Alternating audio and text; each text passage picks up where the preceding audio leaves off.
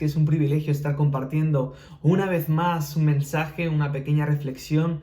El título del mensaje de hoy es Más allá de lo que ves. Y antes que nada quisiera que pudiéramos analizar juntos en qué hemos aprovechado, qué hemos estado haciendo durante este tiempo de confinamiento, porque muchos hemos estado aprendiendo algún que otro idioma, otros hemos hecho algún curso en internet de estos online, otros hemos pasado más tiempo con la familia, reforzado vínculos, llamado a algún familiar, algún amigo con el que hacía tiempo que no sabíamos nada de él. Otros hemos pasado más tiempo en oración, hemos estudiado más la Biblia, hemos hecho algún que otro devocional. Nosotros, por ejemplo, los jóvenes, pues hemos hecho devocionales conjuntamente en grupo y los hemos ido comentando por WhatsApp. La verdad es que ha sido un tiempo que yo creo que hemos aprovechado bastante bien. Pero también hay que ser sinceros y muchos de nosotros hemos pasado tiempo, bastante tiempo, viendo películas y viendo series. De hecho, hay un estudio que dice que desde el confinamiento hasta el día de hoy Netflix ha crecido un 12% el número de suscriptores. Es bestia, ¿eh?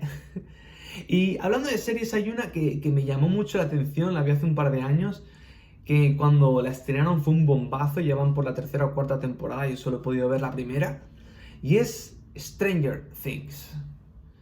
Es una serie que se desarrolla en el típico pueblo americano que está en la montaña, con el típico instituto, donde está el típico equipo de fútbol americano, con las animadoras. Es súper americana, ¿no? Pero es ese pueblo donde tú ya lo ves y dices, aquí pasa algo, aquí se va a liar. Y es así, la historia se desarrolla alrededor de Will, que es un chico que de la noche a la mañana desaparece. Al mismo tiempo, aparece una niña llamada 11, que tiene como poderes sobrenaturales y hace cosas raras, ¿no? Y la cosa es que al final Will está en el mismo lugar, en el mismo escenario, en el mismo pueblo, pero en otra dimensión.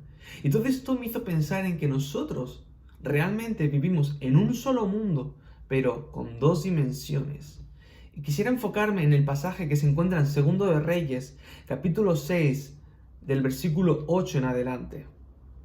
Así que si me acompañas, si tienes tu Biblia a mano, o en el móvil, como tú quieras, yo voy a leerlo. Y dice, tenía el rey de Siria, otras versiones dice el rey de Aram, pero es lo mismo, guerra contra Israel. Y consultando con sus siervos dijo, en tal y tal lugar estará mi campamento. Y el varón de Dios envió a decir al rey de Israel, mira, que no pases por tal lugar porque los sirios van allí. Entonces el rey de Israel envió a aquel lugar que el varón de Dios había dicho, y así lo hizo una y otra vez, con el fin de cuidarse. Y el varón de Dios y el corazón del rey de Siria, se turbó por esto, y llamando a sus siervos les dijo, ¿no me declararéis vosotros quién de los nuestros es del rey de Israel? Entonces uno de los siervos dijo, no, rey señor mío, sino que el profeta Eliseo está en Israel, el cual declara al rey de Israel las palabras que tú hablas en tu cámara más secreta. Y él dijo, id, y mirad dónde está, para que yo envíe a prenderlo. Y le fue dicho, he aquí que él está en Dotán. Entonces envió el rey allá gente de a caballo y carros y un gran ejército, los cuales vinieron de noche y sitiaron la ciudad. Y se levantó de mañana y salió el que servía al varón de Dios. Y aquí el ejército que tenía sitiada la ciudad, con gente de a caballo y carros. Entonces su criado le dijo, señor mío, ¿qué haremos? Él le dijo, no tengas miedo, porque son más los que están con nosotros que los que están con ellos. Lloró Eliseo y le dijo, te ruego, oh Jehová, que abras sus ojos para que vea. Entonces Jehová abrió los ojos del criado y miró, y he aquí que el monte estaba lleno de gente de a caballo y de carros de fuego alrededor de Eliseo. Y luego que los sirios descendieron a él, oró Eliseo a Jehová y dijo, te ruego que hieras con ceguera a esta gente. Y los hirió con ceguera, conforme a la petición de Eliseo. Después les dijo Eliseo, no es este el camino, ni esta es la ciudad. Seguidme, y yo os guiaré al hombre que buscáis. Y los siguió a Samaria. Y cuando llegaron a Samaria, dijo Eliseo, Jehová, abre los ojos de esto para que vean. Y Jehová abrió sus ojos y miraron y se hallaban en medio de Samaria. Cuando el rey de Israel los hubo visto, dijo Eliseo, ¿los mataré, padre mío? Él respondió: no los mates. ¿Matarías tú a los que tomaste cautivos con tu espada y con tu arco? Pon delante de ellos pan y agua para que coman y beban y vuelvan a sus señores. Entonces se les preparó una gran comida, y cuando habían comido y bebido los envió, y ellos se volvieron a su señor.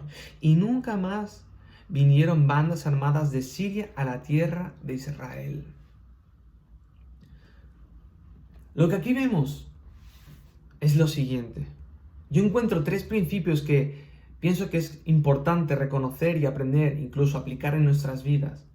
Lo que estaba pasando es que el rey de Siria estaba en constante guerra con Israel. Y cada vez que el rey de Siria planeaba alguna estrategia, planeaba acampar en tal o tal lugar para atacar a Israel, Dios se lo comunicaba a Eliseo. Eliseo iba al rey de Israel, de forma que el rey de Israel se anticipaba a cualquier ataque del rey de Siria. Pero es que esto no pasaba una vez, pasaba una y otra vez. De forma que, claro, el rey de Siria dijo: a ver, ¿qué está pasando aquí? Que cada vez que yo organizo una estrategia, una campaña militar contra Israel, ellos saben dónde vamos a atacar.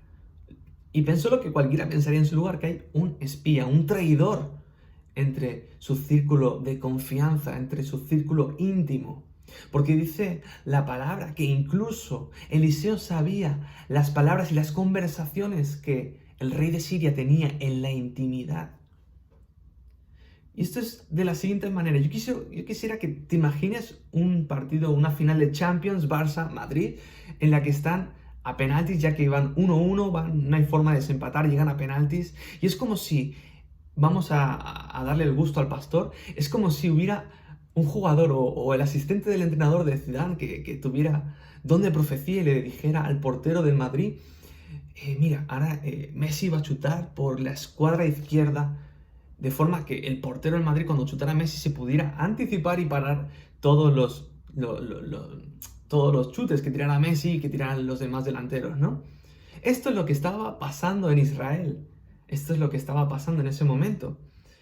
Y entonces se levanta un oficial, me imagino, del ejército de Siria, y le dice: no, a ver, aquí no hay ningún traidor, rey. Lo que pasa es que hay un señor, un profeta, un siervo de Dios, que se entera de todo lo que organiza usted en su intimidad. Y él es el que avisa al rey de Israel. Él es el que le informa. Él es el causante de nuestras constantes derrotas. Entonces el rey decide enviar un montón de gente, todo un ejército, a la ciudad de Dotán, donde estaba Eliseo, para traerlo, para prenderlo, y así evitar que siguiera informando al rey de Israel. Entonces se ve que por la noche llegan a la ciudad, la rodean, y al despertarse, el criado de Eliseo, Gizi, viene corriendo: Eliseo, por favor, ¿cómo puedes estar tranquilo? ¿No te has enterado? Están aquí todos los ejércitos del rey de Siria, han venido a buscarte a ti. ¿Por qué? ¿Por qué estás tan tranquilo? Porque yo aquí personalmente veo a Eliseo, me lo imagino tomándose su desayuno, su cafecito, con su periódico, probablemente leyendo Protestante Digital, y estaba ahí, tranquilo. Y claro, el asistente estaba asustadísimo, estaba ahí preguntándose que Eliseo o no era consciente de lo que estaba viviendo, o algo le pasaba, o en vez de un café se había tomado 3 tilas, algo pasaba ahí. Pero Eliseo veía más allá de lo que físicamente se podía ver. Porque nosotros tenemos 5 sentidos sensoriales: el gusto, la vista, el tacto, el olfato y el oído. Pero estos sentidos sí que es verdad que nos permiten percibir información del mundo sensible, el mundo visible, el mundo físico. Pero aún así es una visión limitada, porque mira, hay seres vivos que nos superan. Las culebras y las víboras, por ejemplo, pueden ver y detectar literalmente el calor de sus presas. Como estas gafas que tienen en las películas de soldados y de espías, que con infrarrojos que se ve el calor de la gente, como la peli de Depredador. Las culebras y las víboras tienen esa visión. El oso polar, por ejemplo, puede oler presas a 20 kilómetros de distancia. El tarsero, que es una especie, no trasero, el tarsero es una especie de hámster mono, puede oír sonidos a más de 90.000 hercios, cuando el ser humano tiene un tope de 20.000. Los gatos, por ejemplo, tienen una membrana en sus ojos que les permiten ver perfectamente la oscuridad donde nosotros no vemos nada. Con esto quiero decir que nuestra visión, aun del mundo físico, es muy limitada. Ya ni qué decir del mundo espiritual. Es totalmente ciega. Pero a Eliseo se le había concedido la oportunidad de ver parte del mundo espiritual. Así que el primer principio que nos enseña este pasaje es que hay una realidad espiritual. Entonces Eliseo le dice a Dios: Jehová, abre los ojos de Gizi para que pueda ver lo que yo veo. Segundo principio es que Dios pelea tus batallas, porque en el momento en el que son abiertos los ojos del asistente de Eliseo, lo primero que ve es los carros del Señor, el ejército de Dios que está para defender a Eliseo. De ahí la tranquilidad de Eliseo, pero hay teólogos que dicen algo curioso respecto a este pasaje. Dicen que Eliseo no vio directamente estas tropas celestiales. Él tenía la confianza y la fe de que Dios estaba con él. Y una vez puesta esta fe y esta confianza, pudo ver físicamente, pudo ver literalmente todas estas tropas celestiales. Y es curioso, porque Dotán, el lugar donde estaba Eliseo en ese momento, era el mismo lugar donde José fue abandonado por sus hermanos en aquella cisterna para ser vendido como esclavo. Así que era un lugar donde en ambas situaciones estaban rodeados, aparentemente sin salida, sin esperanza, sin nada que hacer, siempre que lo vieran con sus ojos físicamente. Y yo te pregunto, ¿no te has sentido así alguna vez? Porque yo sí.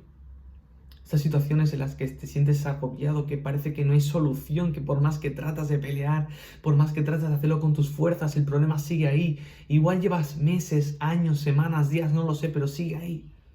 Una enfermedad, un conflicto familiar, falta de trabajo, falta de provisión. Quizás la angustia de no saber cómo será el día de mañana, y más con esta crisis, más con estas previsiones tan desastrosas que dicen que va a haber una crisis económica después de esto. Nos sentimos sin salida. Pero qué bueno que Dios pelea nuestras batallas. En Lucas 22, del versículo 31-32, hay un pasaje que dice: Simón, Simón, Satanás ha pedido zarandear a cada uno de ustedes como si fueran trigo. Pero yo he rogado en oración por ti, Simón, para que tu fe no falle, de modo que cuando te arrepientas y vuelvas a mí, fortalezcas a tus hermanos. Este pasaje se centra en el momento en el que Jesús ya estaba en sus últimos días, sus últimas semanas aquí en la tierra antes de ser crucificado. Y le estaba hablando a Simón, a Pedro, de que pronto lo iba a traicionar. Pero de que al mismo tiempo le estaba diciendo que una vez que fallara, una vez que le traicionara a Jesús negándolo 3 veces, él se iba a arrepentir, iba a superar esa prueba y iba a fortalecer a sus hermanos. Pero fíjate, lo primero que vemos es que Satanás incluso se humilló en ese momento para pedirle a Dios zarandear, maltratar y poner obstáculos a los apóstoles.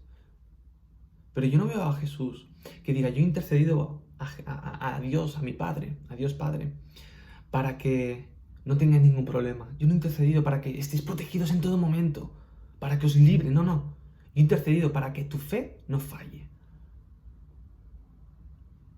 De modo que cuando te arrepientas y vuelvas a mí, fortalezcas a tus hermanos. Para que tu fe no falle y para que te arrepientas cuando te equivoques. Lo que nos está enseñando aquí la palabra es que las pruebas a veces son necesarias. Pero qué bueno saber que Dios ha rogado para que nosotros tengamos las herramientas y la fuerza para poder superar esas pruebas, esas dificultades. En 1 Corintios 10:13 dice que que fiel es Dios, que no nos dejará ser tentados más allá de aquello que podamos resistir. Incluso que dará también la salida junto con la tentación. Dios es justo.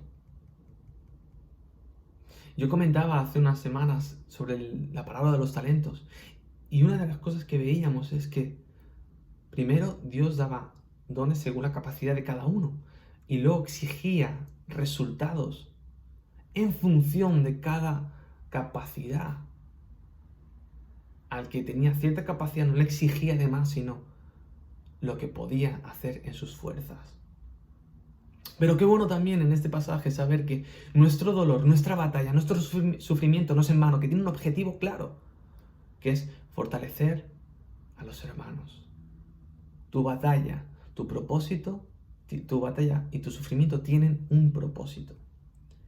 Así que, primer principio, hemos dicho que hay una realidad invisible, que hay una batalla invisible. El segundo principio es que Dios pelea nuestras batallas. Y el tercer principio es, ¿cuál es nuestro papel? Porque hemos dicho que Dios pelea nuestras batallas, entonces ¿qué hacemos? ¿Nos quedamos de brazos cruzados? ¿Ya está? ¿Acabó la predicación? ¿Nos vemos la semana que viene? No. Santiago 4:7 dice, someteos pues a Dios, resistid al diablo y huirá de vosotros. Aquí vemos tres verbos clave, someterse, otras versiones dicen humillarse, y resistir y huir. La palabra someterse hemos dicho que es humillarse a Dios, prácticamente decirle sí a Dios, lo cual implica decirle no a otras muchas cosas, y resistir. Y resistir, este verbo es curioso porque para nosotros es un verbo pasivo. Parece un verbo que es, bueno, me quedo de brazos cruzados y aguanto todo lo que me echen. Pero es que realmente a nivel etimológico, la palabra resistir está compuesta de otras dos palabras, que es levantarse y en contra, lo cual implica saber posicionarse, saber ponerse en el lugar correcto, tomar la decisión y la determinación primeramente de ubicarse en el lugar correcto y una vez ahí mantenerse firme en contra de los ataques. Mateo 24:13 también dice que el que persevere hasta el fin, este será salvo. Así que nuestra misión no es ir como un cazafantasmas buscando demonios, viendo demonios por todos lados, atando, desatando, no. Sí que hay personas que tienen un ministerio específico de liberación, sí que es verdad, pero nuestro papel como cristianos es resistir, perseverar, porque vemos que si nos sometemos y resistimos, la consecuencia es que el enemigo huye, porque el que batalla directamente contra él es Dios. De hecho, Jesús ya lo venció en la cruz del Calvario, cumpliendo lo que se llama el protoevangelio en Génesis 3:16, 3:15, no recuerdo bien, cuando dice que sí, tú le has mordido el talón al hombre, pero vendrá el hijo de una mujer que aplastará tu cabeza. La cabeza de la serpiente, esa era la profecía de que una vez que Jesús estuviera en la cruz, vencería al enemigo. Suena fácil quizás lo de resistir y someterse quizás, pero el problema de resistir es que implica recibir golpes. Es como los boxeadores cuando se están cubriendo la cara. Muchas veces su función es aguantar, resistir a que se agote. Una de las estrategias es que aguantar, resistir hasta que el enemigo se agote, se canse y ahí le dan el golpe y KO. Y ganan así la pelea, ¿no?, de boxeo. Y a veces nos toca estar en esa posición. El KO lo da Dios, el KO se lo da Jesús. Pero nuestra posición a veces es la de cubrirnos e ir resistiendo los golpes del enemigo. Aunque eso muchas veces implica tener cicatrices, heridas abiertas, recibir golpes dolorosos, malas noticias. Pero como hemos dicho, Dios aún así pelea nuestras batallas y es justo. Lo último que vemos es que si hay una guerra es porque hay un enemigo. El problema es que muchas veces no sabemos distinguir quién es nuestro verdadero enemigo. No es el vecino que nos pone reggaetón a las 2 de la mañana, ni tu esposo que ronca toda la noche. No es tampoco el que te hace la vida imposible en el trabajo, el que te hace bullying en el colegio. El verdadero enemigo es el diablo. En este caso, lo que nos quería enseñar Eliseo es lo siguiente, porque Eliseo pide que sean cegados, que todas las tropas del rey de Siria sean cegados. Entonces Dios responde a su petición y todo el ejército queda ciego. Eliseo los conduce a Samaria diciéndoles que se han equivocado de ciudad. Y una vez en Samaria, donde me imagino que estarían rodeados por los ejércitos de Israel, sin armas, desprotegidos, vulnerables, el rey de Israel le dice a Eliseo, Eliseo, ¿qué hacemos? ¿Los matamos? Ahora están acorralados, están en nuestras manos, vamos a matarlos. Pero Eliseo le responde de la siguiente forma. ¿Matarías todos los que tomaste cautivo con tu espada y con tu arco? Lo que le estaba queriendo decir es que el verdadero enemigo en ese momento era el rey de Siria, no eran ellos. Ellos eran soldados, eran gente con familia, con hijos, con esposas, eran gente que probablemente les habían obligado a estar ahí. Eran mandados. El verdadero enemigo era el rey de Siria. Efesios 6:12 dice que no tenemos batalla contra carne, contra sangre ni carne. Otras versiones dicen enemigos de carne y hueso. Porque nuestro enemigo real es el diablo y todos sus secuaces. El pastor Robert Barriger de Camino de Vida dice que el que hace daño es porque tiene una herida abierta. ¿Cuál es nuestra misión como hijos de Dios? Si está en nuestra mano, sanar esa herida. Mateo 5, del 44 al 45 dice, pero yo digo, la versión Nueva Traducción Viviente, ama a tus enemigos, ora por los que te persiguen. De esa manera estarás actuando como verdadero hijo de tu Padre que está en los cielos. ¡Wow! Sé que esto a veces es un cliché que tenemos los cristianos, el amor hacia los enemigos, porque es muy fácil. Amar a la gente que nos rodea, amar a tu esposo, amar a tu hijo, amar a tus amistades.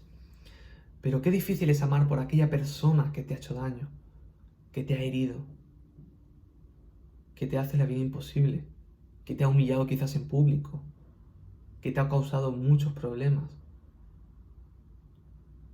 Y aquí es lo que nos estaba diciendo Eliseo, lo que le estaba enseñando. Porque en vez de atacarlos, él intuyó que tendrían hambre por todo el camino, por todo el trabajo.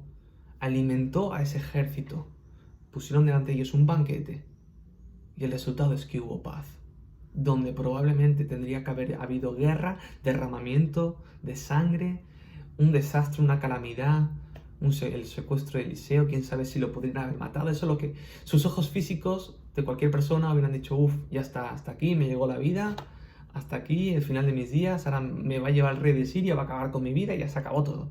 Pero qué bueno saber que hay una realidad espiritual, que Dios pelea nuestras batallas y cuál es nuestro papel, que es de resistir, perseverar y el de amar a nuestros enemigos, sabiendo que nuestro enemigo real es el diablo.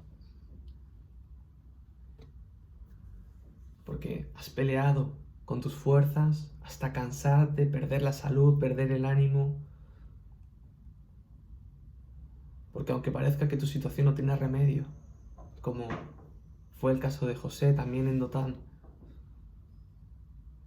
Dios, aún esa situación tan desesperante, esa situación tan crítica en la que José estaba en esa cisterna, en la que fue vendida como esclavo, parecía que ya no había un mañana, que su vida iba a ir de mal en peor, aún esa situación Dios la utilizó para llevarlo a Egipto. Y después de un proceso largo, pasó en la cárcel, sabemos todo lo que pasó, fue encarcelado injustamente. Después de ese proceso, fue que José logró convertirse en el primer ministro de la máxima potencia económica mundial de aquella época y salvar así a millones de personas por su gestión política. Así que tu situación, tu problema, solo ponlo en las manos de Dios. Es difícil, es fácil decirlo y difícil hacerlo, porque todo lo que estás sufriendo tiene un propósito: fortalecer a tus hermanos. Fortalecer a tus hermanos. Porque lo que hoy es una lucha, mañana será una victoria, un testimonio que quisiera que invites, que quisiera invitarte a que lo compartas. Esta es mi reflexión, mi pensamiento. Nos vemos en la próxima semana. Que Dios te bendiga.